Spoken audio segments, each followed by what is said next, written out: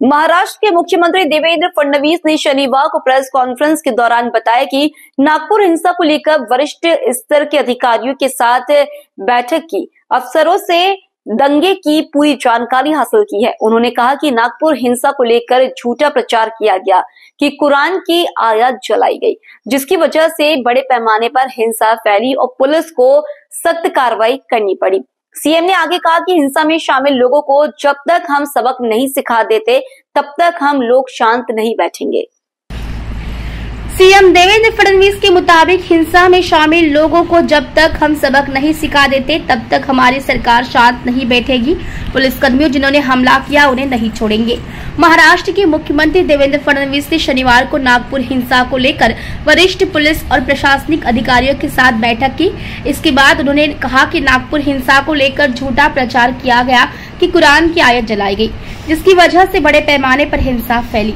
CM ने आगे कहा कि हिंसा में शामिल लोगों को जब तक हम सबक नहीं सिखा देते तब तक हम लोग शांत नहीं बैठेंगे।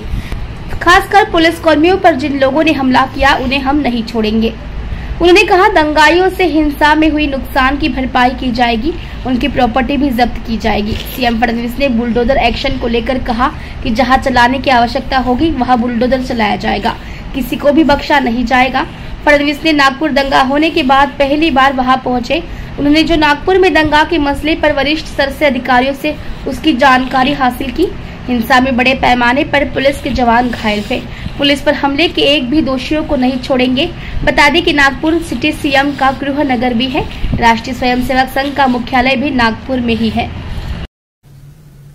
जे दंगेखोर दिसतात त्यांच्यावर अटक करण्याची कारवाई पोलिसांनी सुरू केली आहे। 104 लोक आतापर्यंत आयडेंटिफाय झाले आहेत, ज्यामध्ये 92 लोकांना अटक केली आणि 18 वर्षाच्या खालचे विधी संघर्षित असल्यामुळे त्यांच्यावर ज्या प्रकारची कायद्याने कारवाई करता येते ती कारवाई करण्यात आली आहे। आणि अजूनही हे आयडेंटिफिकेशन चाललेलं आहे। याही पेक्षा जास्त लोक हे या ठिकाणी अटकेमध्ये घेण्याचा पोलिसांचा मानस आहे। जो व्यक्ती दंगा करताना दिसतोय, दंगेखोरांना मदत करताना दिसतोय, अशा प्रत्येकावर कारवाई ही करण्याची मानसिकता या ठिकाणी पोलीसची आहे। त्या दृष्टीने पोलिसांनी कारवाई सुरू केलेली आहे।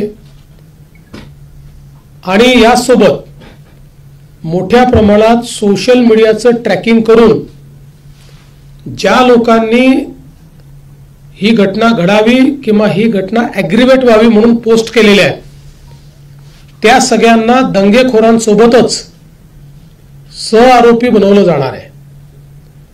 कारण त्यांनी सोशल मीडियाच्या माध्यमातून हा दंगा भडकवण्याकरता त्या ठिकाणी मदत केलेली आहे। त्यामुळे त्यांच्यावरही कारवाई केली जाणार आहे। जवळपास 68 पोस्ट या आतापर्यंत आयडेंटिफाय होऊन डिलीट झालेल्या आहेत आणि त्यांच्यावर कारवाई झाली आहे। अजून काही पोस्टची माहिती घेणं चाललेलं आहे। आणि अशा प्रकारे ज्या लोकांनी भडकवणारा पॉडकास्ट केलं, ज्यांनी चुकीच्या पोस्ट टाकून अफवा पसरवून त्या ठिकाणी लोकांमध्ये एक पॅनिक तयार केलं, अशा सगळ्या लोकांवर मोठ्या प्रमाणात कारवाई होईल। ज्या लोकांचं नुकसान झालेलं आहे, गाड्या फोडणं, काहींच्या पार्शली गाड्या फुटल्या आहेत, त्या सगळ्यांना पालकमंत्र्यांनी स्वतः लक्ष घातलेलं आहे। त्या सगळ्यांना नुकसान भरपाई ही येत्या 3 ते 4 दिवसात दिली जाईल।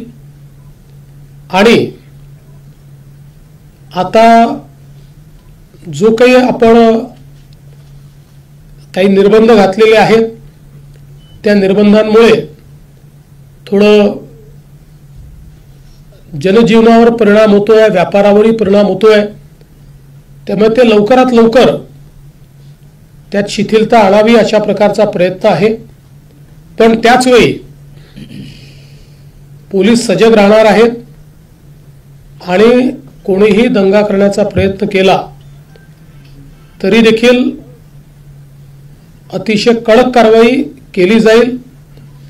आता जे काही नुकसान झालेलं आहे हे सगळं नुकसान दंगेखोरांकडून वसूल करण्यात येईल, त्याची सगळी किंमत काढली जाईल आणि ते दंगेखोरांकडून वसूल केलं जाईल आणि दंगेखोरांनी ते पैसे भरले नाहीत तर त्यांची प्रॉपर्टी विकली जाईल। अशा प्रकारे नागपूरमध्ये किंवा महाराष्ट्रात कुठेही या गोष्टी सहन केल्या जाणार नाहीत। नागपूरमध्ये तर एक नागपूरचा शांततेचा इतिहास राहिलाय। 1992 नंतर नागपूरला कधीही मेजर अशा प्रकारचा इन्सिडेंट झालेला नाही, छोटे मोठे झाले असतील आणि म्हणून आता जर अशा प्रकारे दंगेखोरांना सरळ केलं नाही तर त्यांना अशी सवय पडेल, म्हणून याच्यामध्ये कुठलाही टॉलरन्स हा पोलीस विभाग करणार नाही, तशाच प्रकारच्या सूचना पोलिसांना दिलेल्या आहेत।